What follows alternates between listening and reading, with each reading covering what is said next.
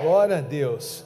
E hoje nós iremos começar com essa série aí de quarta-feira aí, que a palavra é a ressurreição. Por favor, solte o nosso tema, Godoy. Isso aí, Adriano. Vamos lá. Qual o tema de hoje? Qual o tema de hoje, vó? A avó do áudio daquela criança já está aqui, ó. Vó, se quiser a gente batiza hoje, tá? Calma. Ô vó, a vida inteira você está com o pé no freio, né? Agora tira o pé do freio, vamos acelerar esse negócio aí, vó. Vamos lá, o nosso tema é ressurreição. O que a gente vai tratar? Essa luz aqui, ó. O que a gente vai tratar? A gente vai tratar literalmente aquilo que nós começamos na quarta-feira passada. Qual foi a palavra? O sofrimento de Jesus. A propósito, só para me saber, quem teve na quarta-feira passada? Ótimo, bom número, viu? E hoje nós iremos dar continuação. Nosso intuito foi trazer aqui para os irmãos a andança de Jesus, né? O seu andar nas ruas, as suas acusações que ele o tivera por Pilatos e também Herodes, e ver o seu sofrimento, que foi a parte que a gente mais parou aqui, né? Ao ponto de o seu sangue se esvair, o seu coração acelerar. Descobrimos aqui que Jesus desmaiou, por isso que aquele homem veio ajudar, e nós iremos agora dar uma continuidade. Jesus nesse momento ele está pregado na sua cruz ainda, e esse texto que eu vou ler, eu não li em Lucas, tá? Eu li nos outros evangelhos, saber que foi Mateus 28, eu vou ler em Lucas porque é um bom início, ou um bom caminho para a gente trilhar a ressurreição. Jesus está pregado agora do lado de dois ladrões, né? A Bíblia trata eles como malfeitores, ou seja, dá para entender que essas pessoas praticavam o que era mal, o que era ilícito sobre a sociedade, sobre Deus, sobre tudo. Está assim para nós nessa noite hoje. Lucas capítulo 23, verso 38. Eu não sei porque essa caixa aqui, ó. Ei, Serginho, essa caixa aqui é fraca. Quando eu venho para cá, eu ouço todinho, mas aqui é fraco. Tem como aumentar volume nela ou é aí? Hã? É a caixa? Pô, então depois a gente vamos trocar, vamos botar essa para cá? Porque aí eu tiro a visão de todo mundo se eu chegar para cá, mas perfeita essa aqui sempre é, essa aqui não. Vamos lá, Lucas 23, 38, posso ler com os irmãos? Diz assim um texto nessa noite, para que nós possamos tomar a leitura. Ó, uma tabuleta presa acima dele dizia: esse é o rei dos judeus. Um dos criminosos, dependurado ao lado dele, zombava: então você é o Cristo, salve-se a si mesmo e a nós também, dizia um desses dois criminosos, ok? Mas o outro criminoso o repreendeu e disse: você não teme a Deus, nem mesmo ao ser condenado à morte? Nós merecemos morrer por nossos crimes, mas esse homem não cometeu mal algum. Então ele disse: Jesus, lembra-te de mim quando entrar no teu reino. Jesus respondeu: eu lhe asseguro que hoje você estará comigo no paraíso. Eu vou pedir que os homens leiam um versículo e as mulheres leiam outro. Havia aquelas igrejas da véu, que o homem é de um lado, mulher do outro? Quem já foi dessa igreja? Vai lembrar o passado, vamos lá. Você vai ler o 38, as mulheres, e o homem vai ler o 39, aí a gente vai mudando cada um, beleza? Os homens começam. Peraí, isso é o melhor teu ou não? Não entendi nada.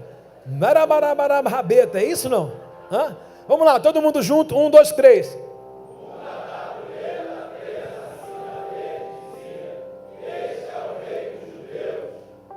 Vai lá, as mulheres agora.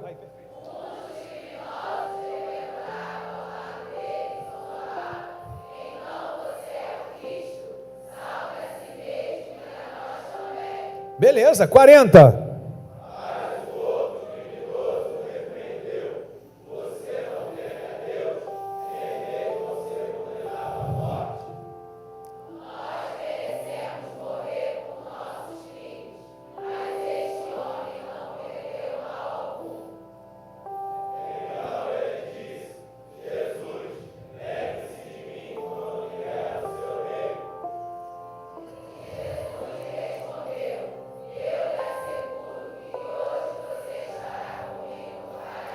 Gente, nota 10 para vocês. Vocês viram os homens lendo? Olha só como é que os homens leram o versículo 42. Rapaziada, dá aquele show de novo. Os homens, já? Então ele disse: Jesus, eu falei homem, tem mulher lendo. Isso que é ansiedade, viu? Leu dela e dos homens. A história que nós lemos é uma história baita conhecida. Já foi repetida aqui de outras vezes, mas eu quero trazer porque é um texto que vai nos conduzir àquilo que nós propusemos para hoje, chamado a ressurreição. Bom, o texto mostra para a gente o lugar onde Jesus está, que é o Monte Gólgota. A quem está do lado dele, à direita e à esquerda, 2 ladrões, chamados de criminosos, homens perversos, zombando dele, no verso 39, dizendo assim: salva a ti mesmo e nós. Só que esse é um dos ladrões que havia criticado Jesus. Então Jesus está no meio, na sua direita tem um ladrão, na sua esquerda tem outro ladrão. Mas o outro criminoso da direita repreendeu o da esquerda, dizendo: não teme a Deus, nem mesmo ao ser condenado à morte. Ou seja, aquilo, o sujo falando do mal lavado. Você já ouviu essa frase? Né? Quem é você? Né? O sujo falando do mal lavado. Um ladrão olhou para o outro e falou: rapaz, quem é você para falar alguma coisa? Nós estamos aqui porque erramos e pecamos, mas esse homem, o que ele cometeu? E esse homem, após falar esse discurso para o outro ladrão, ele olha agora para a pessoa mais interessante naquela cruz e diz assim: Senhor, lembra-te de mim ao entrar no teu reino, ou paraíso, como foi descrito. Aí Jesus olha para ele e diz assim: ainda hoje estarás comigo no paraíso. O que a gente aprende nesse momento final da crucificação de Jesus? A gente vai discorrer esse texto, vai ver que ele está por base ali, mais ou menos das 3 horas da tarde, ok? Então é um fator final da vida de Jesus, ou do último suspiro dele. Só que interessante é que eu tenho 2 ladrões. Quantos? Quantos ladrões? 2 criminosos chamados de ladrões, homens malfeitores em algumas traduções. E ele olha para Jesus e diz assim: ei, tu não é o Jesus? Salva-te e me salva também. Ou seja, aquele homem mostra para a gente uma característica, que quando a gente quer largar o processo da cruz, o que é o processo da cruz? As obrigações. Paulo ele vai dizer uma coisa que todo mundo gosta de falar, né? Já estou crucificado com Cristo. Quem já disse isso? Alguém já?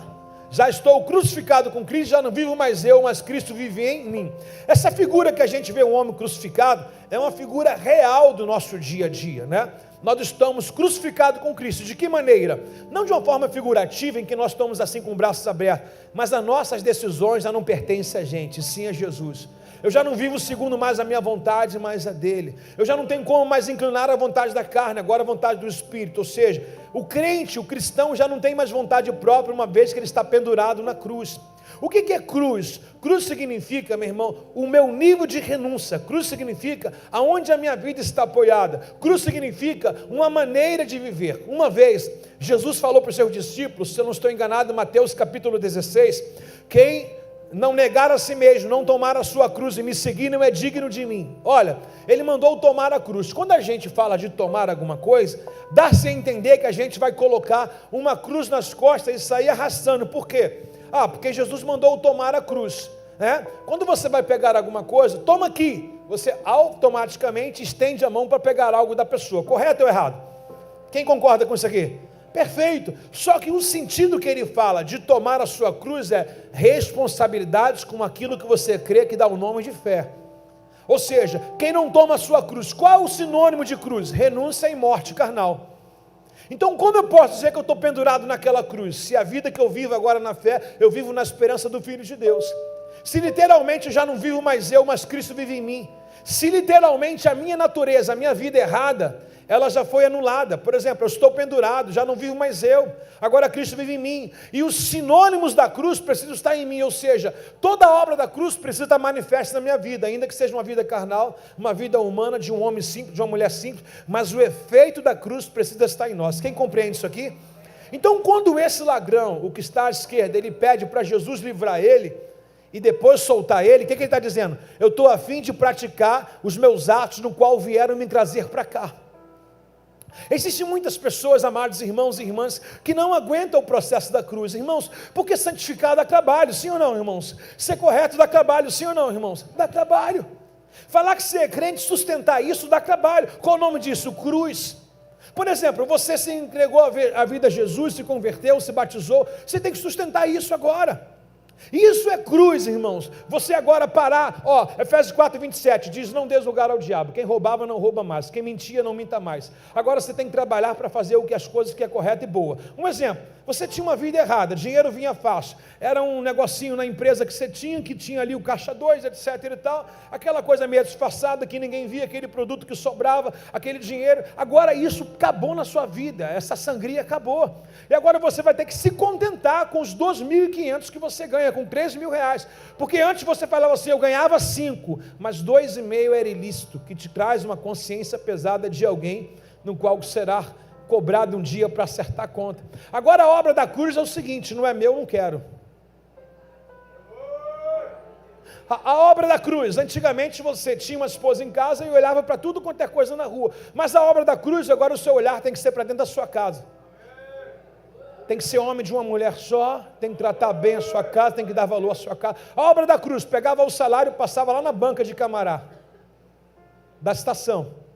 A obra da cruz, pegava o seu salário e ia para o bar, beber. A obra sem ser da cruz, desculpa. Agora a obra da cruz, pegou o salário, vai no mercado pensando na família. E o dinheiro que gastava na cocaína, na bebida, no bar, agora é bife para dentro de casa. Agora é arroz e feijão para dentro de casa. Agora é chamar a família para comer uma pizza no fim de semana. Ou seja, a obra da cruz, ela te qualifica, ela te dá características de um caráter moldado. Então, não é fácil. Por quê? Porque a minha vida sem cruz, eu dou um jeitinho. Sabe como é que é, né? Jeitinho carioca, né? Vai aparecer, vai dar bom. Aí o caminhão tomba no Brasil, aí o negócio é metade do preço, sem obra de cruz você vai lá e compra tudo, né?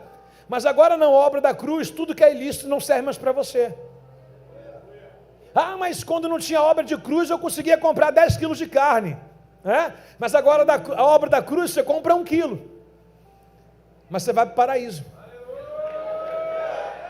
Então existem muitas pessoas que precisam passar na peneira. A peneira é chamada de funil. O que é funil? A vida do cristão é estreita, porque a Bíblia diz que a porta larga é a que leva à perdição, mas a porta estreita é a que leva à salvação, ao paraíso. Tem alguém comigo aí, não? Então esse cara que olha para Jesus, ele diz assim: olha, lembra-te de mim, sai daí, desculpa, o primeiro, Senhor, tu não é Jesus, sai desse lugar e também me tira desse lugar. Esse cara, ele não mostra arrependimento, a sua fala o diz isso. Ele na verdade quer sair para continuar com a vida no qual ele tinha. Irmãos, quanto de nós, irmãos, estamos sendo massacrados? Temos que viver uma vida de renúncia diária, semanal. Quanto de nós somos golpeados com aquele jeitinho, com aquela fala que a gente olha em Mateus capítulo 4, transforma essa pedra em pão. Quantos de nós somos assediados a dar o nosso jeitinho natural, Quando nós somos sediados a criar algo para resolver um problema? Quando de nós somos assediados a largar a cruz, porque a vida que eu tinha era mais fácil, tudo era do meu jeito, eu mandava e etc e tal. Só que esse cara, irmãos, ele não vai para a fase final do outro, porque o outro está interessado em se manter na cruz e não perder o paraíso. Só que esse que pede para descer da cruz, ele diz: me desça da cruz para continuar com a mesma vida. Irmão, será uma vez que Jesus te libertou daquele bar? Uma vez que Jesus tirou daquela vida errada? Uma vida totalmente desprovida, sem a essência de Deus, uma vida no qual você alimentava a sua natureza. Será que vale a pena voltar para lá? Dá uma olhada só, quem está lá, se melhorou a vida. Sabe, irmão, você sai de manhã para trabalhar, tem aquele mesmo grupo na esquina, sentado, conversando nada. Quando você volta do trabalho, eles estão lá conversando nada. Não crescem, não procriam, não somam, não se edificam, não constroem, não faz nada. A única coisa que faz é tomar conta da vida dos outros. Agora olha para você.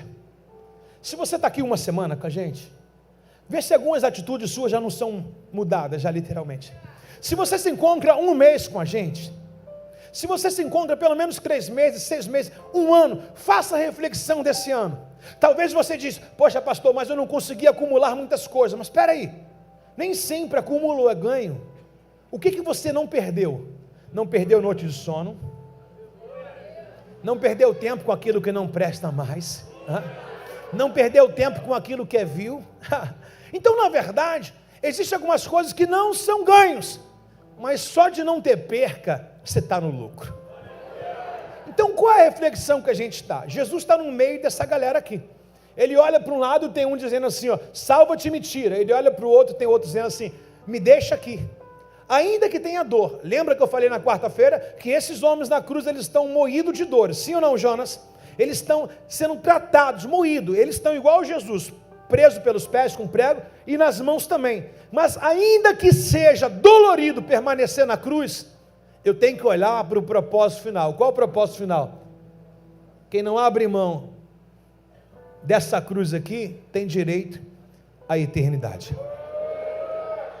Você pode até querer abrir mão, não estou aguentando, minha carne está gritando, irmãos, isso é conversa.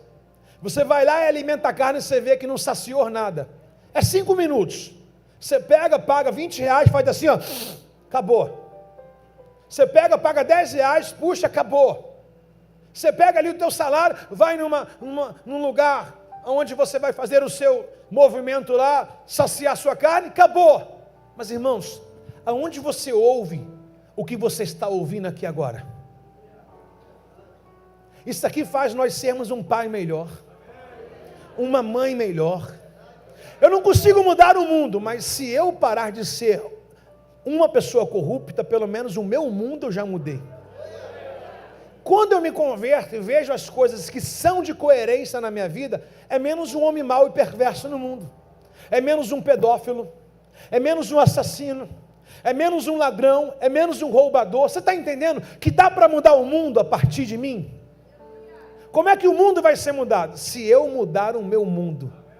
Se cada um de nós, estamos aqui, irmãos, centenas e 1000 pessoas aqui, se cada um de nós aqui melhorarmos o nosso mundo, na sua rua vai ter menos um fofoqueiro, na sua família vai ter menos um divorciado. Você imagina a evolução que isso traz de impacto na sociedade. Hoje eu estava conversando com uma pessoa em que ela vai casar por essa semana agora, e ela me explicou o que ela quer no cerimonial dela. Eu falei, beleza, legal. E ela disse assim, ó, na minha família, ninguém é casado. Aí vem para um lugar desse, aí quebra o protocolo e a tradição familiar, e ela está casando no civil e no religioso. Eu não sei se você olha para sua casa e tem um histórico ruim. Não culpe seus pais, talvez eles não estão assentados onde você tem um privilégio.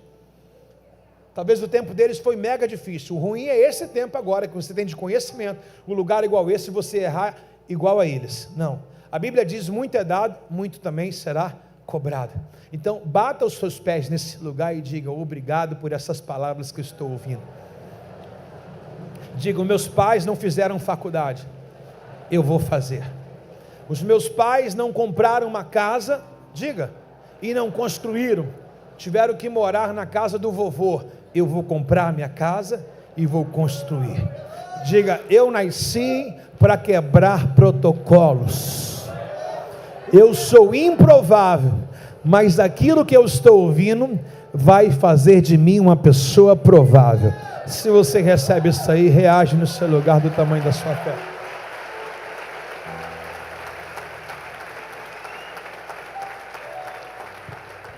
Você entende o que é isso aqui?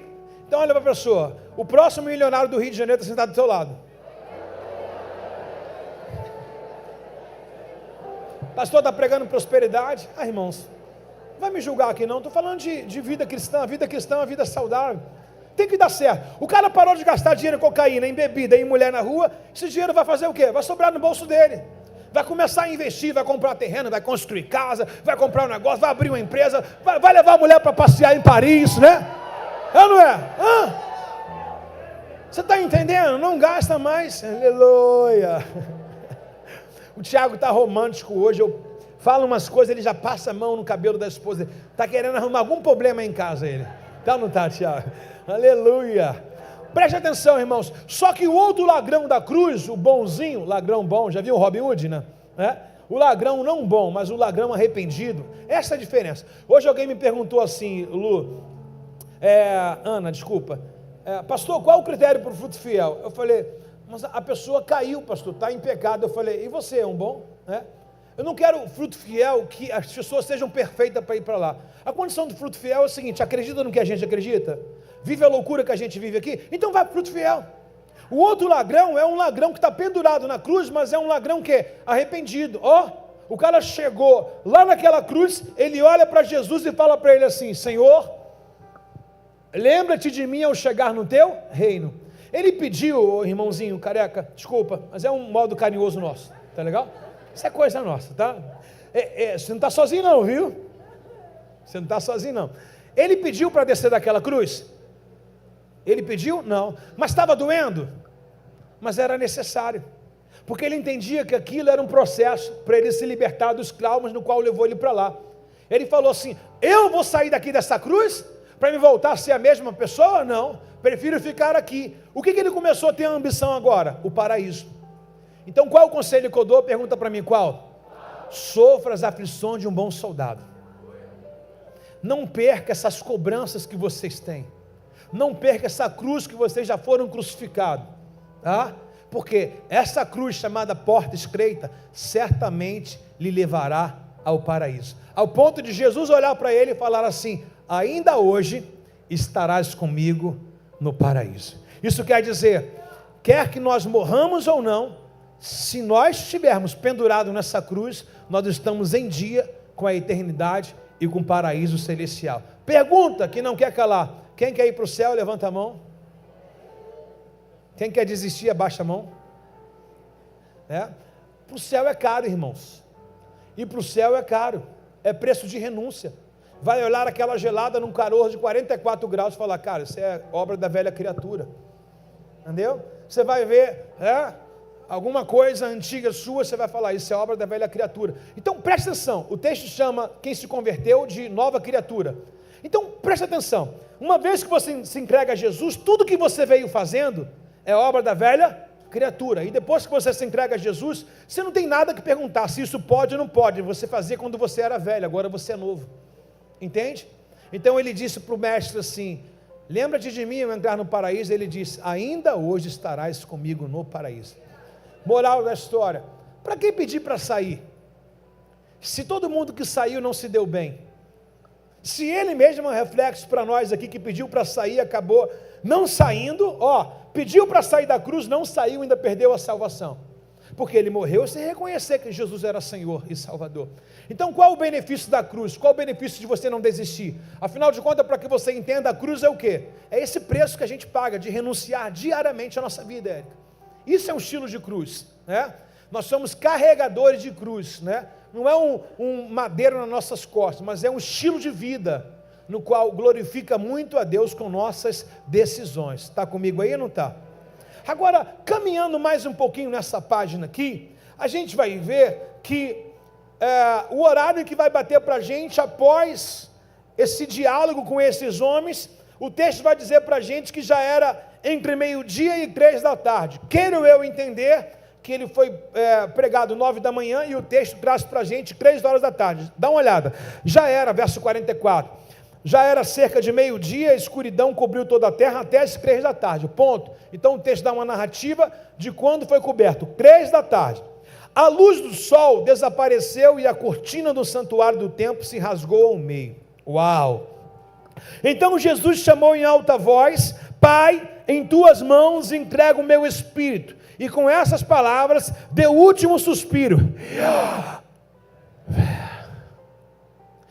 O texto ele faz uma narrativa, mas existe uma ordem aqui. Ele diz: Pai, em tuas mãos eu entrego o meu espírito. E nesse momento em que ele entregou o espírito a Deus, ou seja, que literalmente ele morreu, os sinais de vidas desapareceram dele, nesse exato momento, sim, a cortina do templo se rasga de cima a baixo. E agora, para quem não entende, o véu que separava ou que estava nesse santuário era algo desde quando foi se criado o primeiro tabernáculo por Moisés. Esse véu fazia a separação daquilo que era santíssimo e ao lugar santo. Entenda aqui com essa explicação. Ninguém tinha habilitação. Um exemplo aqui, suponhamos aqui que eu estou no lugar santíssimo. ok? Um lugar mais apropriado onde se propaga a palavra de Deus. Suponhamos que vocês estão em um lugar santo, né? Então vocês estão próximos daquilo que é um nível para vocês subirem para mais de Deus. Só que no Antigo Testamento, suponhamos que aqui tinha uma cortina em que não era qualquer um apropriado para vir para cá. Não era qualquer um que chegava no lugar santíssimo. O lugar santíssimo estava a glória de Deus. Até mesmo o sacerdote habilitado corria um risco de morte. Do fato tão explicado em que ele amarrava sobre a sua cintura uma corda e ele entrava nesse santuário chamado lugar santíssimo, ou seja, lugar da intimidade extrema, aonde o homem não tinha que ter nem um pouquinho do seu corpo contaminado, ou seja, tinha que ser um homem puro e santo. E nesse lugar vinha o sacerdote. Se ele tivesse em pecado, Deus ardia a ira e Deus fulminava ele, e ninguém poderia entrar nesse lugar para pegar. Mas lembra que ele amarrava uma corda aqui na sua cintura? Alguém do lado de fora via que não tinha movimento pela demora, alguém puxava a corda e estava o sacerdote morto lá, ok? Então esse lugar santíssimo, chamado lugar da Santa Trindade, onde a presença de Deus era manifesta pela arca, a presença de Deus, onde também tinha o pão da proposição, tinha um candelabro, tinha todo o aparato lá do tabernáculo antigo. Esse lugar era invadido pela glória de Deus. Uma vez, um homem que viu a arca do Senhor quase ser debruçada por botar um carro de boi, ele foi colocar a mão, e Deus fulminou esse homem, trouxe uma úlcera para ele. Então, com a glória de Deus, ninguém brinca. Ao rasgar, ao Jesus declarar bem alto e bom som, está consumado, o véu do templo se rasgou em cima e embaixo. Lembra que eu falei que tinha uma cortina que separava os ambientes? Tem alguém comigo? Não. Quando Jesus disse, está consumado, o véu se rasgou de cima e embaixo. O que acontece nesse momento? Nesse momento, eu e você, esses improváveis que foram mencionados aqui, nos tornamos pessoas habilitadas a saber, não por glória nossa, não temos nada de bom para oferecer para Deus, mas a partir desse momento nós nos tornamos sacerdotes para o Senhor. A partir desse momento nós temos a habilitação através do sangue de Jesus para entrar no lugar santíssimo, ou seja, traduzindo aqui para vocês uns cultos anteriores, no qual eu nomeei vocês sobre o pecado de Israel, que era o sacerdote, ele era a pessoa que representava ali o ato da expiação, ele colocava a sua mão sobre a cabeça de um animal, simbolizando o pecado da nação inteira, e sacrificando aquele animal, e imolando ele, o sangue daquele animal era derramado, e todo Israel era perdoado. Ou seja, esse sacrifício que era semanal, com pomba, com rolinha, com carneiro, com ovelha, né, com boi, esse sacrifício que tinha que fazer sempre, para todo mundo ser perdoado, sabe? Sabe aquela coisa assim, a pessoa que errou contigo, ela fala, pô, me perdoa, aí daqui a um minuto ela, me perdoa, um minuto, me perdoa, acabou, é um perdão só e vale pela vida inteira. O que aconteceu nesse exato momento foi que o véu se rasgou de cima a baixo, ou seja, não precisa agora mais de animal nenhum ser imolado, porque o sangue puro carnesim foi derramado. Nesse exato momento em que Jesus ele dá um grito dizendo, em tua mão entrego o meu espírito, o véu do templo que separava o homem de Deus foi rasgado de cima e embaixo. Agora, meu irmão, nem morte, nem vida, nem anjo, nem principado, nem potestade, nem um presente por vir, nada e nem ninguém, a pessoa mais improvável aqui tem hoje livre acesso a Deus. A Bíblia traduz isso em Mateus capítulo 6, ao entrar no teu quarto, irmãos, o que era no santuário agora está acessível no seu quarto. A Bíblia diz, ao entrar no teu quarto, fecha a tua porta, e ora ao teu pai que está em secreto, e em secreto ele te ouvirá. Você não precisa mais derramar sangue de animal, você não precisa mais subir escadaria, você não precisa mais fazer oração a medianeiro, você não precisa tomar banho de sal grosso, você não precisa acender vela para anjos, você não precisa fazer sacrifício, porque um novo e vivo caminho foi feito por Jesus. Ele abriu as impossibilidades que nós tínhamos de chegar a Deus. Ele foi a ponte em que nos separava de Deus, ele deitou aquele madeiro, e agora nós conseguimos chegar do outro lado, através do sacrifício de Jesus. Ele é o alfa, ele é o ômega, ele é o princípio, ele é o fim, ele é o primeiro, derradeiro, ele é o que era de vir, e veio e cumpriu o propósito em nossas vidas. Alguém nessa noite aí pode manifestar uma graça desse acesso que foi liberado para a gente? Quem gosta de um bom restaurante? Fala o nome do restaurante que você gosta. Lago Sul. Uau. Vou pegar a vassoura. Oh, Jesus. Mocelinho. Ótimo, ótimo. Uau. Negócio, alguém falou hambúrguer do Celso aí, não? Imagine você chegar numa bela de uma churrascaria, você come do tudo, do bom e do melhor, senta na mesa, atendido pelos melhores garçons, aquelas carnes nobres, aqueles cortes, meu irmão, que a gente tenta fazer em casa e não consegue, aquela carne no ponto que você não consegue nem querendo fazer em casa. Aí no final, você vai chegar para o garçom e fala, por favor, manda a conta. Aí ele olha para você e fala, está pago, senhor? Não, você não está entendendo. Se você não quer entrar nesse manto, eu vou pegar o seu lugar. Vou repetir mais uma vez. Você levou esposa, levou filho, levou alguém para presentear, e na hora que você está pançudo, meu irmão, aí você fala para o garçom assim, por favor, senhor, me vê a conta. Ele fala, já está pago, senhor. Entendi, vocês não estão reagindo porque vocês são vegetarianos? Vou falar mais uma vez. Está pago, Senhor. Meu Deus do céu. Sabe o que significa isso, irmãos? Significa que eu posso sentar em banquetes com Deus. Significa que eu posso ser servido por Deus. E não preciso mais cometer sacrifício nenhum. Eu posso só me alegrar e ser... Por favor, faça assim, por gentileza. Faça assim. Diga, eis aqui o mordomo de Deus. A conta que era impagável, talvez você nem com seu salário todo conseguia pagar. Vai lá no Mocelinho. Vai lá. 250 pessoas. Sabe quanto que é? 250 pessoas. Vai lá. Talvez você levar a família inteira, você pega um salário do mês e fala, meu Deus do céu, uma noite de churrascaria, compra do mês inteiro. Pois é. O que ele fez, otimizou muito o nosso sacrifício. O que ele fez nos deu o direito de regozijar uma noite como se fosse um mês. Você está entendendo? Fala para o irmão do seu lado, queridinho, coisinha linda de Jesus. Oh, Jesus, está pago, viu?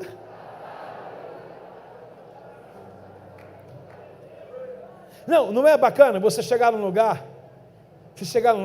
aí você come, aí você vai lá na mesa lá e tenta pagar. O cara chega para você do caixa e fala, Senhor, pagar o quê? Não comi. Senhor, já está pago. Não é gostoso, pessoal? Você até fala assim, por que eu não comi mais? É o que Jesus fez para a gente. Moral da história, a gente não tem usufruído de algumas coisas porque a gente acha que o preço é caro. Não é. Andando em obediência, as portas se abrem na sua vida. Se você andar depois da cruz, se você não descer dessa cruz, esse restaurante é pouco ainda que pode acontecer para você. Há um banquete do céu sendo apresentado sobre a sua vida, sabe?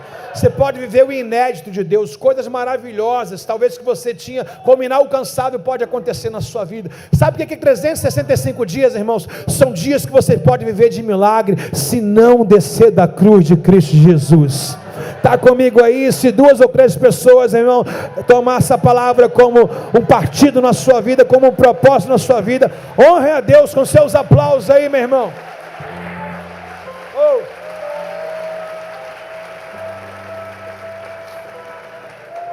Essa hora é a hora mais esperada de todo o Antigo Testamento. Qual hora?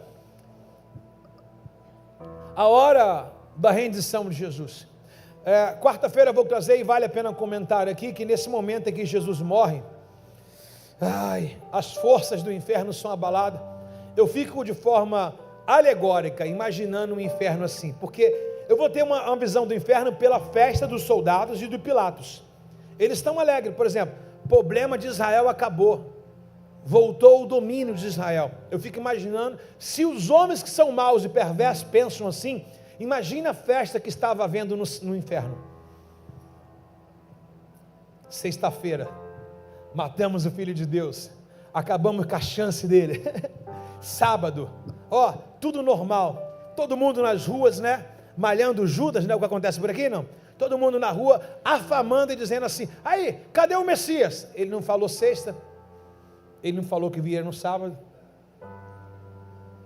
Nosso negócio era 3 dias depois.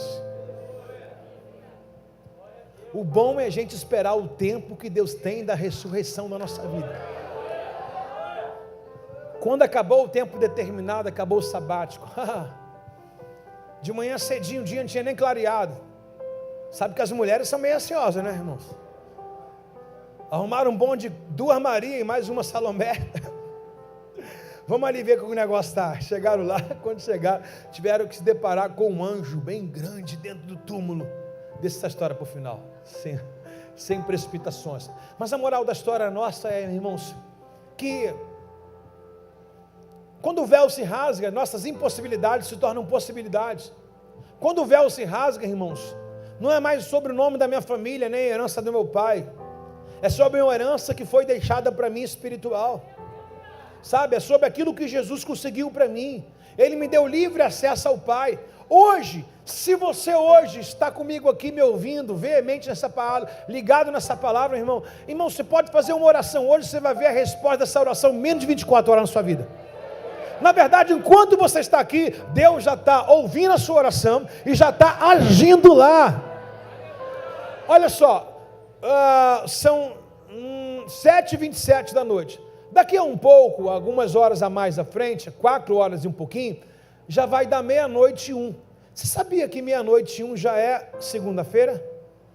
Mas clareou?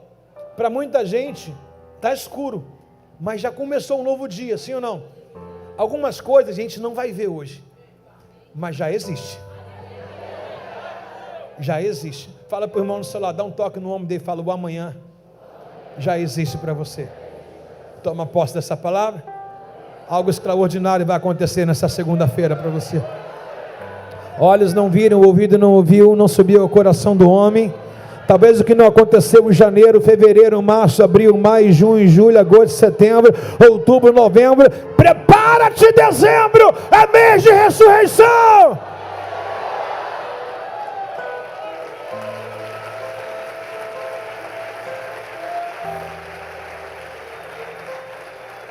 Hebreus 10:19 diz assim, Hebreus 10:19, André.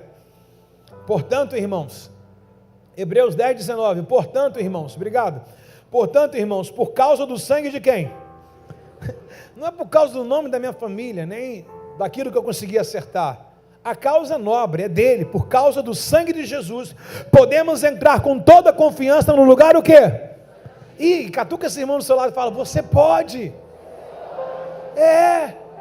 Nós podemos entrar agora com toda a confiança. O que o autor de Hebreus diz para a gente? Toda a confiança. O que ele exige da gente? Fé, acredite.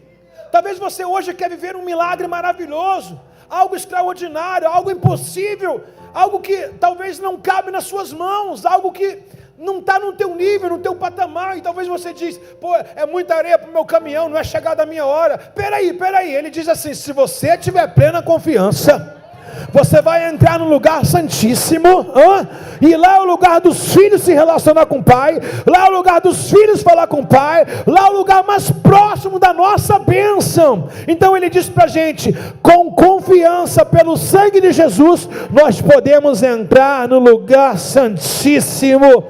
E ele diz ainda mais, por sua morte Jesus abriu um caminho novo e vivo através da cortina que ele levava para o santíssimo lugar. Ei, talvez você está aqui hoje vendo muros na sua frente, vendo muralhas na sua frente, zero de possibilidade. Eu quero profetizar perante a palavra do Senhor que Ele abriu um novo, vivo caminho para nós nessa noite.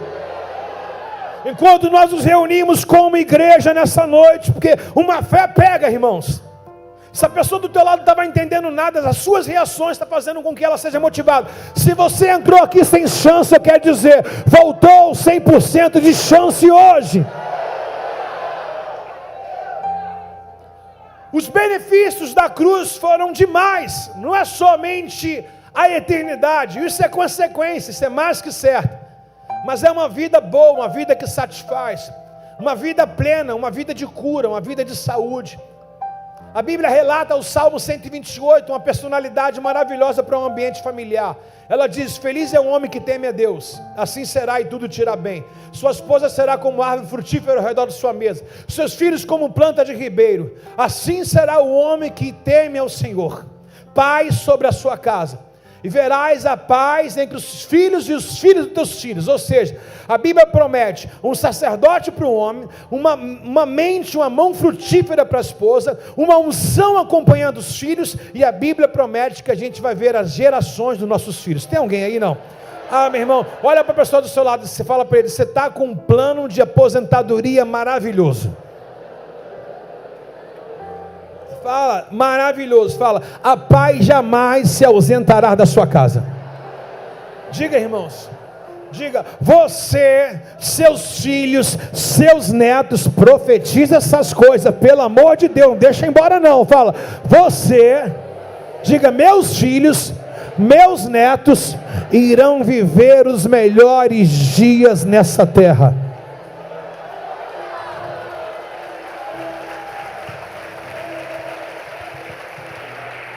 Por quê? Porque o benefício que ele trouxe para mim, eu preciso gozar desse benefício. Ora, o cara paga a NPS a vida inteira, o cara se acidenta, ou o cara cumpre o tempo de trabalho dele, não vai lá gozar do benefício da entrada? Vai sim. Ele pagou um alto preço por nós, para que nós tenhamos um benefício. E não é um benefício que você diz: ó, não dá para nada. Não, vai dar sim, vai sobrar. Toca no ombro quem está do seu lado e fala: Deus não deve nada para ninguém, rapazinho. Tudo que Deus faz é bom. Repete o que eu estou dizendo, diga: a vontade dele é boa, é perfeita e é agradável. Diga: ele sabe o tamanho, a largura e a profundidade da sua bênção. Fala assim: Deus conhece o teu sonho, ele sabe aonde você quer morar, quantos filhos você quer ter, ele sabe aonde você quer casar, ele sabe o nível do seu salário, ele sabe também que dentro de você não falta fé para essas coisas acontecer. Ah, quem recebe isso aí, meu irmão, reage no seu lugar aí.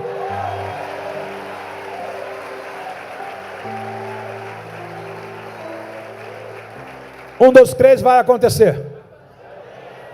Calma, falando três, assim dá. Um, dois, três. Por quê, irmãos? Foi pelo sangue dele, por sua morte. Isso irrita o diabo. Quer ver irritar o diabo? Diabo, ó, por mim, a minha história, eu entregava os pontos, eu tenho vontade de morrer, suicidar. Ô diabo, ó, por mim não tenho vontade de viver, mas como é que eu torno de novo a vontade de viver? Porque alguém morreu no meu lugar, não preciso morrer mais. Alguém sofreu no meu lugar, não preciso sofrer mais. Alguém pagou a minha dívida, não preciso pagar mais. Está pago. Está pago. Você vai chegar na academia, tem um ano pago. Você vai chegar no restaurante, tem um ano pago. Você vai comprar uma casa, aí o gerente vai dizer assim: alguém quitou a sua casa aqui. Você está entendendo? Hã?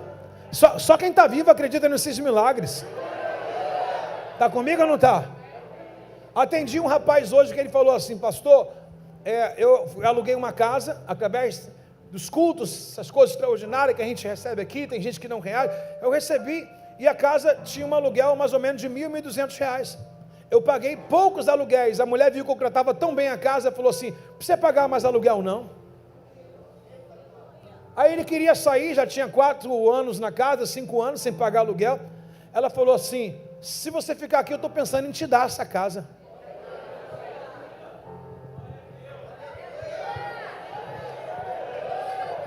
Segredo, bota o ouvidinho para cá e tira a cera. Segredo: cuide do que é dos outros como se fosse teu. Está comigo ou não está? Está comigo ou não está? Devia estar com Jesus, né, irmão? Olha só que povo descrente, ó. Devia estar com Jesus nessa hora. Mas, irmãos, a morte dele trouxe muitos benefícios para nós, mas muitos benefícios físicos e espirituais. Por exemplo, nós hoje podemos dobrar nosso joelho aqui e podemos falar na profundeza do nosso coração aquilo que o nosso coração está passando hoje para Deus, e Deus nos ouvir. Quer ver? Nós estamos inaugurando o primeiro dia do mês. Isso significa primícia. Esse dia de hoje, com a mesa que nós temos, vai dar significado aos 31 dias desse próximo mês. Mudar de ano vai ser para a gente igual mudar de data, porque o ano novo para a gente já começou. Demorou ter fé aí, né, irmão? Vou falar de novo, por favor, porque tem uns irmãos aí que estavam na AM. Muda para FM agora. Aumenta o teu hertz aí, por favor. Mudar de ano vai ser igual mudar de data, porque nós já estamos virando a chave hoje. Fala pro queridinho do seu lado, quem antecipa governa. Diga para ele, quem chega na frente bebe água limpa. Então dá um glória a Deus no seu lugar aí, por favor. Ei, irmão.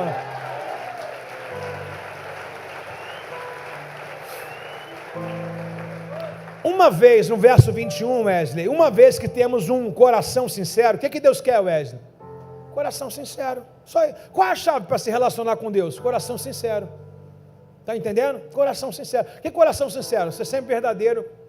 Não precisa inventar nada, não precisa falar mentira. Então, uma vez que temos um coração sincero, em plena confiança, pois nossa consciência culpada foi purificada. Olha o poder do véu rasgado de cima a baixo. Sabe aquela consciência pesada em que não deixava você um dia sem ter dor de cabeça? Acabou. Por quê? Porque você entende que Cristo pagou as suas consciências, Cristo já te perdoou. Talvez você está aqui me ouvindo já fez aborto. Talvez isso te martirizou a vida inteira. Eu tirei uma vida, agora eu conheço o que é o Evangelho. Aí Cristo diz assim, minha filha, dos teus pecados não me lembro mais, só não faz de novo. Talvez você já errou muito. E quando Jesus curava as pessoas, a única palavra que ele dizia no final era, vai e não peques mais. Essa é a chave do Evangelho. Então ele diz, um coração sincero para nós termos com Deus, diga amém. Um coração sincero, estou no versículo 22, muito obrigado. Um coração sincero, com confiança, com a nossa consciência culpada será purificada. E o nosso corpo lavado com água pura. Irmãos, repete comigo, corpo lavado com água pura. Quem crê nessa palavra de Deus que é genuína? É o que está acontecendo. Amanhã vai dar vontade de pecar, você não vai por causa de quê? Porque você está alimentado com a palavra. E aquilo que você é alimentado primeiro te sacia. Você está entendendo? Agora, preste atenção, apeguemos firmemente, sem vacilar. Olha, irmão, de manhã eu falei algo aqui, quero repetir à noite. Repete comigo, por favor. Apeguemos-nos firmemente, sem vacilar. Olha para o irmão do seu lado e fala para ele, para de ser vacilão.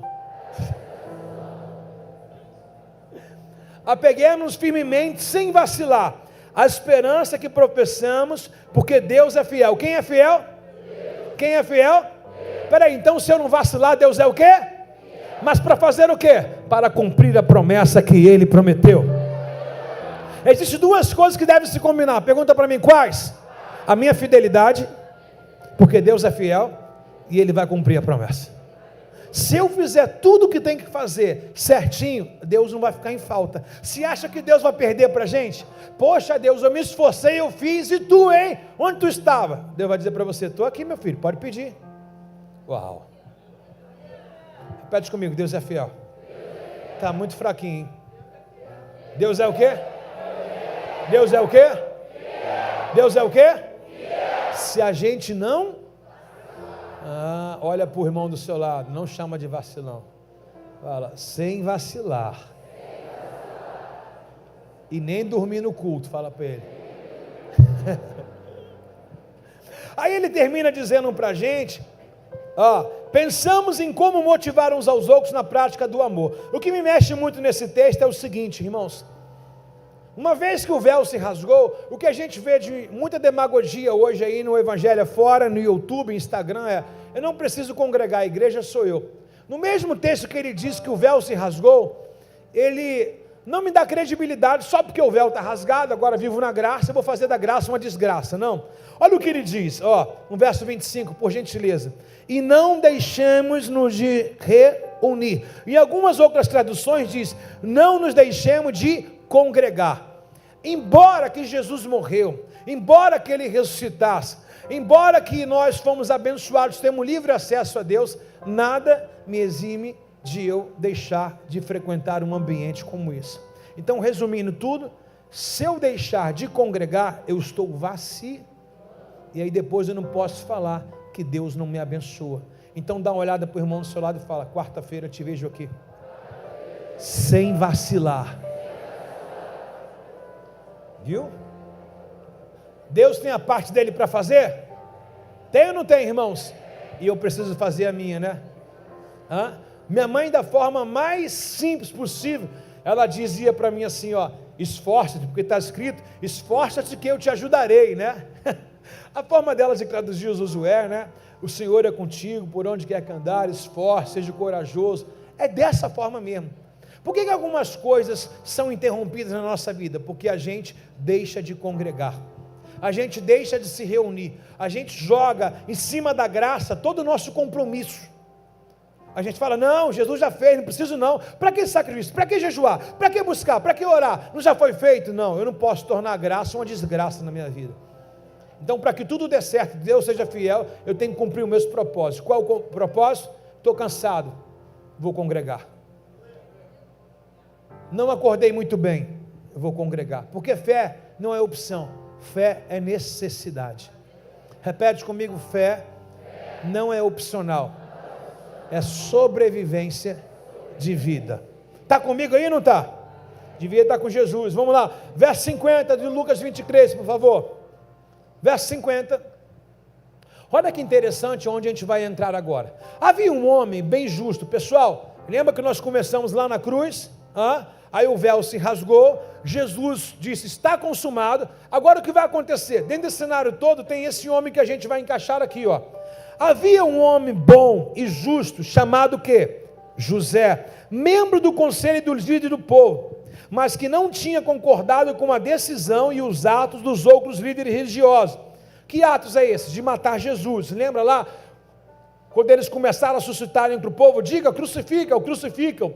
Esse homem chamado José não concordou com a decisão dos maiores, ou dos maiorais, que são líderes judeus, ok? E era da cidade de Arimateia, por isso o nome dele vai ser designado José de Arimateia, ou seja, José da cidade de Arimateia. E o texto diz, ó, esperava a vinda do reino de Deus, ou seja, ele estava com os corruptos, mas ele não era. Ele estava com aqueles no qual maldiziam de Jesus, mas ele não era. Ele não conseguiu convencê-los para que, Paola, eles deixassem de crucificar Jesus. O voto dele não foi suficiente, mas ele foi fundamental para a ressurreição de Jesus. Talvez algumas coisas você não consiga dar voz, mas no momento certo, Deus vai te usar de forma poderosa e decisiva. O texto diz que José de Arimateia foi até Pilatos para pedir o corpo de Jesus. Repete comigo, o corpo de Jesus. Ó, desceu o corpo da cruz, enrolou no lençol de linho e colocou num túmulo novo, cravado na rocha. Isso aconteceu na sexta-feira à tarde, no dia da preparação, enquanto o sábado estava para começar. E nesse exato momento as mulheres acompanharam e viram onde que era o túmulo que o corpo de Jesus foi colocado. Depois foram para casa e prepararam especiaria de perfume para ungir o corpo de Jesus. No sábado as mulheres descansaram, conforme a lei exigia. Bom, quero atribuir algumas coisas sobre esse nome, José. Repete comigo, José. A palavra José no original quer dizer Iosef. Repete comigo, Iosef. Iosef quer dizer a quem Deus agracia, uma espécie de alguém afortunado, ou melhor, traduzindo para a gente, alguém que Deus cujo o abençoou. E o resumo da palavra é, a quem Deus acrescenta. Diga para quem está do seu lado, Deus vai lhe acrescentar, assim como fez com Iosef. Bom, então preste atenção que é muito importante, aqui a gente vai finalizar já. Esse homem chamado Iosef, ele era um líder do tempo religioso, correto, Silvio? Ele tinha total influência como os outros. Ele não conseguiu parar a crucificação de Jesus, mas ele foi decidido na retirada de Jesus na cruz. A propósito, pastor, o que tem a ver essa retirada de Jesus na cruz? Tudo, porque ele teria que morrer, e ele não pôde parar, até porque era propósito de Deus. Mas agora, para que Jesus pudesse ressuscitar, foi ele a pessoa-chave definitiva. Se Jesus não fosse tirado dali, ele ia ficar naquela cruz putreficando lá, a sua carne ia apodrecer, e se alguém tirasse, atrás do monte Gólgota tinha um cemitério de areia, onde todos aqueles que eram pendurados naquela cruz, era jogado lá e morrido como indigente. Esse homem não. Quarta-feira você vai ver aqui que tanto ele quanto Nicodemos, muito obrigado, irmão. Valeu, crente. Tanto ele quanto Nicodemos levaram óleos, especiarias, coisas caras, para embalsamar o corpo de Jesus. E o texto enaltece dizendo que ele pegou linho, ou seja, uma espécie de tecido, para enrolar o corpo de Jesus e colocar dentro do túmulo. Não sei se você sabe, quem tem algum jazigo aqui no cemitério, levanta a mão, jazigo, é para lá que você vai. Aleluia. Quando a pessoa fala, eu tenho um jazigo, ela está dizendo, eu tenho aonde morrer. Diz um ditado assim, fulano todo, não tem nem onde cair morta. Patrícia tem, o outro irmão lá de trás tem, ok?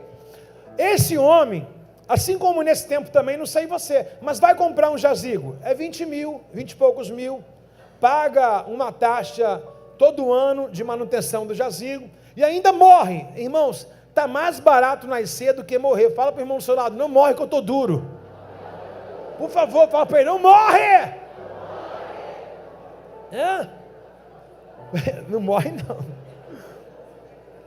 Por favor, mulheres, se vocês se encontram endividados, ora para o seu marido não morrer. Vai piorar mais ainda. Presta atenção, só quem tem jazigo é considerado pessoas ricas, principalmente nesse Antigo Testamento aqui. Tinha que se comprar o terreno todo, cravar na rocha, aonde quem vai em Israel, em Jerusalém, vai ver esse túmulo lá, que é literalmente o túmulo de José de Arimateia. E tem tudo combinando, é no jardim mesmo, e esse Monte Gólgota é 200 metros do jardim, no mesmo lugar, tudo combinando, e tudo realmente, você vai ver até pelo Monte Gólgota lá, que ele tem a cara chamado também, em outras traduções, Monte da Caveira. Você vai olhar no morro assim, e no morro tem uma imagem, parece um rosto de uma caveira, muito real. A propósito, esse homem se importa, e ele se impõe na hora exata de agir. Primeiro, ele poderia ali arriscar a sua vida e o seu cargo, lembrando que Roma está à flor da pele com Jesus e com os judeus. Afinal de contas, cadê os 11 discípulos? Está tudo escondido com medo de morrer. As mulheres olhando de longe. Então esse homem, ele pega a credencial dele, ele chega lá para os maiorais, principalmente para Pilatos, e fala, Pilatos, me dá o corpo de Jesus. Ele foi altamente usado por Deus. Por quê? Era sexta-feira, entre 3 e 6 da tarde, 5h59 entraria o sabático, entraria o sábado, Jefferson, sexta-feira, 6 horas. Então esse tempo que resta é um tempo curto, aonde qualquer um discípulo que se dizia ser apaixonado por Jesus, tinha que tirar ele daquela vergonha, e nenhum discípulo apareceu, mas quem apareceu? Yosef, que é chamado de José de Arimateia. Ele vai lá, resgata para Pilatos, colocando a vida dele em ordem, ou em cash, à mercê, porque se Pilatos e os romanos quisessem matar ele, mataria ali, porque qualquer um seguidor de Jesus deveria ser dizimado igual Jesus. Então ele joga a credencial dele por ralo, ou seja, é esse tipo de evangelho que a gente tem que aprender. O evangelho que se é para viver com Cristo, amém, e se é para morrer com Ele, também. É esse tipo de pessoa em que Deus está procurando, e essa pessoa não é para qualquer coisa não. Olha o que o texto diz, Isaías 53:9, dá uma atenção aqui, Isaías 53:9, quem está comigo diga amém. Isaías 53:9, não havia cometido nenhuma injustiça, e jamais havia se enganado alguém, ainda assim foi sepultado como um criminoso, colocado no túmulo de um homem rico. Ou seja, a profecia messiânica de Isaías está descrevendo até onde Jesus seria sepultado, e esse Yosef é um homem rico, ou seja, Deus o enriqueceu, a saber, o livro de Isaías é 750 a 800 anos antes de Jesus. Então Deus já enriqueceu Yosef para quê? Para que ele cuide do corpo de Jesus. Você está entendendo que muitas coisas Deus vai lhe dar para que você continue com a obra dele ainda? Não, eu estou falando para as pessoas avantajadas aqui, que Deus pode confiar nela. Existem coisas que Deus vai entregar para a gente, vai dar para a gente, por quê? Porque nós somos Yosef, nós somos esse homem, nós somos esse José de Arimateia, no qual a nossa vida, os nossos bens, que não sejam um canto, que seja um estilo de vida, é para servir ao rei. Diga, a casa é de Jesus, o carro é de Jesus, a minha vida é de Jesus, tudo que eu tenho é de Jesus. Quem recebe isso aí, meu irmão, dá um glória a Deus no seu lugar aí. Então eles tinham pouco tempo, chamado de urgência, para resgatar o corpo de Jesus. senão é ficar ali, até porque a Páscoa já iria iniciar. Então esse homem também é um homem que é provido de muita coragem, ao se identificar que ele era um discípulo de Jesus. Ele poderia ter enfrentado, irmão, a ira do sinédrio, dos romanos também, mas ele se expôs. Moral da história para a gente: precisamos correr algum risco pelo reino de Deus, mas vale agradar a Deus do que aos homens. Essa semana tive uma menina, que ela está aqui agora, ela disse para mim que a patroa dela pediu para ela fazer alguma coisa no qual era antiético pela fé dela. E ela falou: patroa, estou me demitindo, a carta está aqui, não quero fazer isso. Quantos de nós, irmãos, temos negado a nossa fé por causa de algumas propostas? E esse homem chega lá, ele arrisca a credencial dele, ele arrisca a própria vida dele para resgatar o corpo de Jesus. Espera aí, para resgatar o quê? Irmão, quem dá valor a um corpo morto, irmãos? Olha que inteligência do cara. Ele sabia da profecia, sim ou não? Você está comigo aí? Não. Ele sabia da profecia, sim ou não? E o que a profecia dizia? Que ao terceiro dia, só dá valor à igreja quem espera o arrebatamento, irmãos. Só dá valor à igreja quem espera a volta de Jesus nas nuvens, irmãos. A Bíblia diz que a igreja é o corpo, Cristo é o cabeça, irmãos. Quem desiste da igreja está desistindo do corpo, irmãos. José de Arimateia traz uma reflexão para a gente, dizendo para a gente que vale a pena investir no corpo. Agora, que corpo é esse, irmãos? Quando nós estávamos mortos, e Jesus veio e trouxe vida para nós, irmãos. Jesus veio e trouxe vida, trouxe esperança para nós, irmãos. Ninguém, irmãos, investe num corpo morto, irmãos. E ele mostra para a gente que ao terceiro dia o retorno do investimento dele iria voltar. E assim diz o Senhor nessa noite também: invista na igreja do Senhor, invista na sua fé, invista na sua santidade, porque ele virá nas nuvens com um brado de júbilo e resgatará o corpo que é a noiva. Alguém recebe isso nessa noite aí, meu irmão?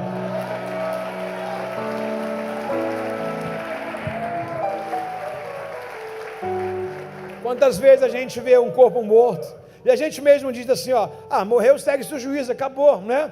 Para a gente tem valor nenhum, a gente quer mais que o funeral dê continuidade e acabe o sofrimento, sim ou não? Mas ele resolveu investir. O primeiro investimento foi ungir um corpo. Quem está ungido aqui, meus irmãos? Foi embalsamar, colocar a essência, sabe, um novo cheiro, um novo perfume, colocar uma fragrância nesse corpo, guardar esse corpo, colocar esse corpo num lugar seguro. Por quê? Porque ele sabe que existia uma profecia no terceiro dia. Meu irmão, não sei quanto tempo você está esperando alguma coisa aqui, mas pode ser assim sobre nós também. Daqui a 3 dias algo maravilhoso pode acontecer em nossas vidas. Ei, nada vai passar do tempo, nada vai passar desapercebido, nada vai apodrecer na sua vida. Receba o milagre do terceiro dia, chamado milagre da ressurreição, irmãos.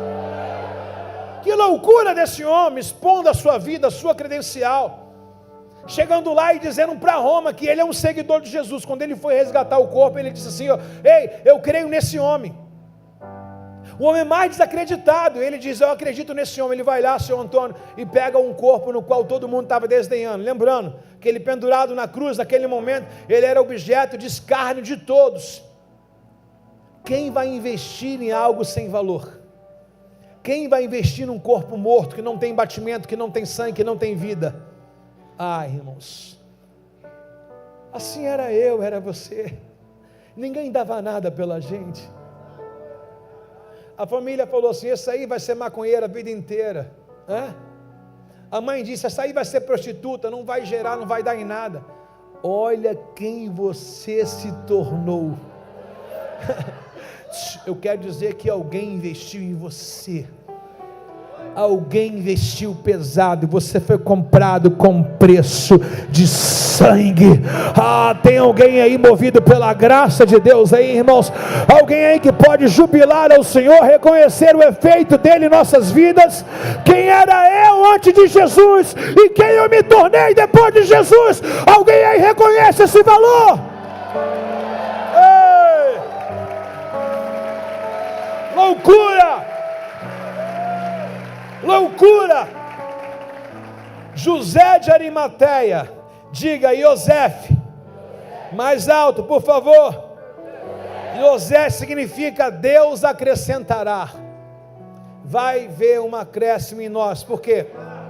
O que Deus faz na gente, irmão? Quem tem a alma generosa aqui? Quem tem a alma generosa? O que é a alma generosa? Você compra para você e compra para alguém. Aonde você come, você coloca alguém contigo. Você vai fazer uma viagem e sempre leva alguém. Você está passando em frente de uma loja, eu vou dar um presente, o nome disso é generosidade. Ninguém te pediu nada, mas você faz, porque é um dom teu. E ninguém não vai dar nada se não tiver ganho para isso, se não tiver recurso para isso. Provérbios 10, 27 diz, a alma generosa engordará, e quem rega será regado. O nome Yosef significa Deus acrescentará. E eu digo aqui diante desse púlpito, coloca a minha vida em cash, que aqueles que querem acrescentar na vida do seu próximo, no reino de Deus, Deus vai abrir as comportas dos céus, sem medida sobre a sua vida. Deus está interessado em pessoas que não retêm uma bênção. Pessoas que dizem assim, na casa de meu pai é muita morada, pode sentar, está mais um lugar para você almoçar. Está entendendo? Pessoas que estão disponíveis para abençoar, que não se omitem, que fazem da sua riqueza algo comum para que outros também usufruam, que vê uma necessidade. Irmãos, chega, a gente tem 3 ônibus, a gente não vai mais consertar ônibus, vai levantar um empresário daqui que vai dizer, pastor, pode escolher o ônibus que eu vou pagar. Eu estou dizendo que você vai ter condição de doar um ônibus. Ei, nunca olhe o que está saindo, olha o que você tem para que isso aconteça. É tão cruel. Agora, eu fui presenteado esses dias com um passeio de helicóptero. Quem me deu foi os pastores, irmãos, e Amanda, reuniram e me deram de presente. Eu falei, vou lá eu. Quando eu entrei no helicóptero, bem pequenininho, eu falei, parecendo um Lego, falei, gente, olha só, estão desejando a minha morte. Eu e Bárbara ficamos assim, caramba, esse negócio voa mesmo, gente, parece até de brinquedo, aí entramos num negócio pequenininho. Depois que ele subiu, eu falei, gente, não é seguro mesmo esse negócio, porque eu tinha andado num gigante que balançava tudo, esse não balançou nada. Aí alguém, postei esse vídeo, alguém na minha rede social, se exibindo, tanta gente passando fome, pastor andando, eu falei, quase que eu marco, @Cláudio Castro, por favor, tira a violência do Rio de Janeiro, @prefeito Eduardo Paz, por favor, acaba com a miséria no Rio de Janeiro, @Lula, por favor, porque eu estou andando de helicóptero que quase cai, os caras andam de jato, os caras vão para lá e para cá, e olha, que nem foi eu ganhei.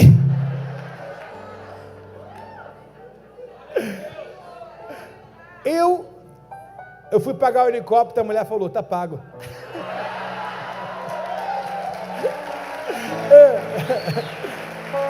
Aqui. Tá pago. Só que existe esse tipo de pessoas poluídas, sabe? Irmãos, eu fico imaginando que a gente tem mais amigos do que inimigo, porque o que dizem ser nossos inimigos são os que mais nos seguem. Olha que tipo de roupa que você está, aonde você está, a padaria que você está comendo um pão com manteiga, eles veem tudo, porque são apaixonados em você. Está comigo aí, não? Fica tranquilo, irmão, que a riqueza que Deus vai dar na tua vida vai atrair muitos horários desses, tá legal? Por favor, só vá num helicóptero maior. Faça amizade com quem está do seu lado, irmãos. Ele é o próximo que Deus vai abençoar nessa terra.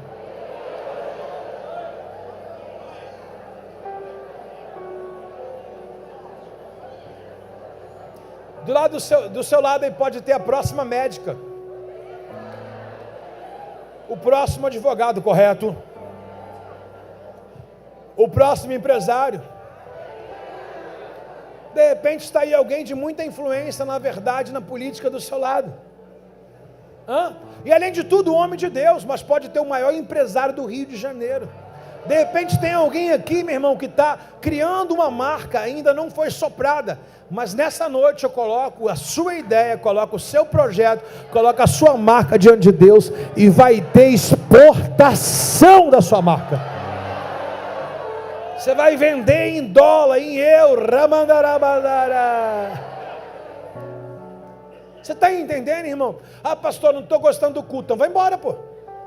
Fazer o quê? Se eu estou pegando a Bíblia, aplicando ela e colocando, é uma verdade, irmãos. Ei, para de ter uma mente fechada, mente de gafanhoto. Ele pagou o alto preço por nós, e o texto diz que Jesus foi ressuscitado porque alguém pegou o corpo dele, embalsamou, ungiu e colocou dentro do túmulo. Você sabe o que é isso? Tudo que Deus vai me dar, eu vou usar para a expansão do reino dele. Você está comigo aí, não? No futuro, para agora, a gente vai abrir um centro de reabilitação. Já temos o sítio. Você imagina Deus agora te prosperando com uma avalanche lá, avalanche. Deus te formando em medicina, você vai ser odonto, você vai ser um psicólogo, psiquiatra não, psicólogo, né? Você vai ser tudo isso e vai usar o seu dom para o reino de Deus, irmãos. Aí imagina, irmão, você dando aula naquele instituto lá, sabe?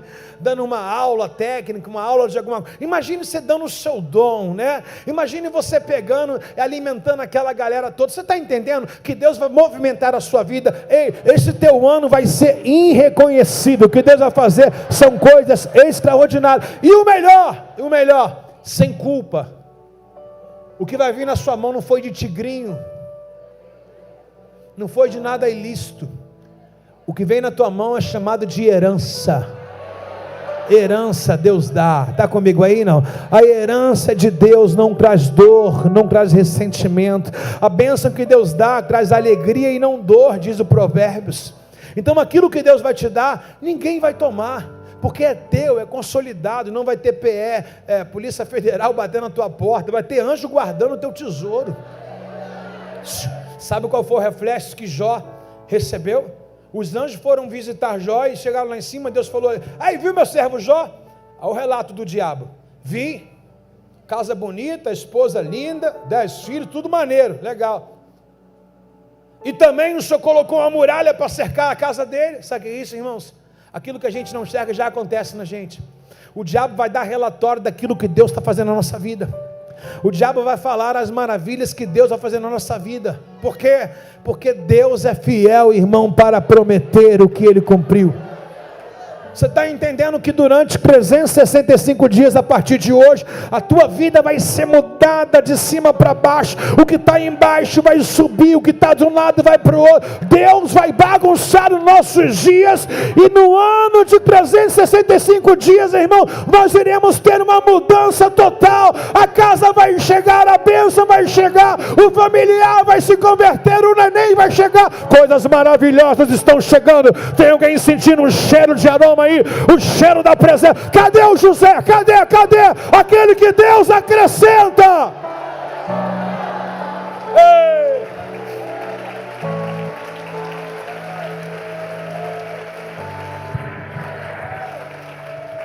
A história desse homem nos ensina sobre coragem, generosidade, solidariedade, humildade, felicidade e compromisso. Repete.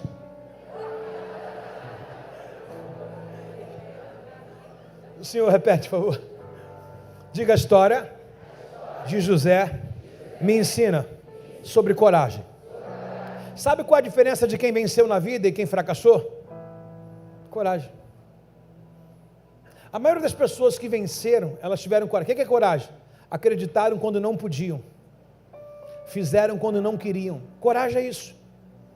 A terra estava lá, Deus já tinha dado para Josué, só que Deus falou assim: Josué, é tua já, só seja forte e corajoso. O que é corajoso? Não que Deus eliminou os inimigos. Então a terra já existe, a bênção já existe, só que eu preciso lutar por isso. Está entendendo? Deus quer o que da gente? Empenho, dedicação. Tem gente que quebrou uma vez, quebrou 2 vezes, não quer mais investir, não quer mais fazer. Ei, água mole, pedra dura, tanto bate até que fura.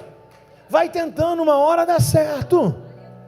Uma hora vai dar. Empurra a pessoa do seu lado e fala: vou ter que te empurrar. Tem gente que nem mexeu. Vou chamar o Lázaro para fora, hein? Fala, empurra a pessoa do seu lado e fala: vai dar certo. Tentou lá comprar uma casa, o financiamento, tentou comprar um carro, o financiamento não passou, aí desistiu. Fala para o irmão do seu lado: seu nome está sendo limpo hoje.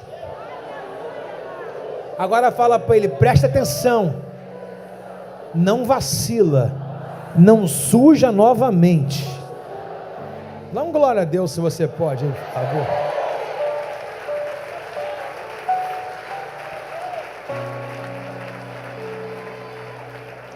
Então o que é que nós olhamos com a história desse homem? Esse homem é rico. Esse homem é um discípulo de Jesus. Ele vê a necessidade, ele tem para cobrir a necessidade. Ele vê um propósito, não se omite a fazer. Ele colocou, lembra lá que nós lemos que as mulheres foram ver onde que era o túmulo? Lembra disso? Que as mulheres viram onde ele colocou? Essas mulheres são, olha, viu? Mulheres ansiosas na Bíblia. Mateus 28, verso 1, por favor. Terminando. Os mentirosos ficarão de fora. Mateus 28, verso 1. Posso ler? Depois do sábado, no primeiro dia da semana, bem cedo, Maria Madalena e outras foram visitar o túmulo. De repente houve um grande terremoto, pois um anjo do Senhor desceu do céu e rolou a pedra da entrada e sentou sobre ela. O rosto desse anjo brilhava como um relâmpago, a sua roupa era branca como a neve. Quando os guardas viram o anjo, temeram de medo e caíram quase como mortos. Então o anjo falou com as mulheres: não tenham medo, disse ele. Sei que vocês procuram Jesus que foi crucificado. Ele não está aqui, ele ressuscitou.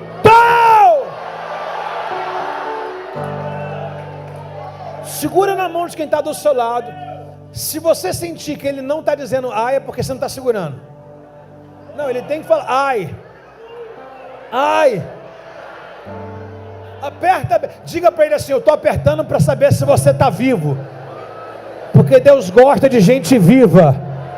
Fala para ele: você está entendendo? Deus vai trazer à existência aquilo que não existe. Diga para ele: o texto diz que quando Jesus ressuscitou, outras pessoas que estavam mortas em outras tumbas também foram ressuscitadas com ele. Diga: eu estou vivo e quero te avivar agora. Diga: eu estou cheio de esperança e quero lhe dar esperança agora.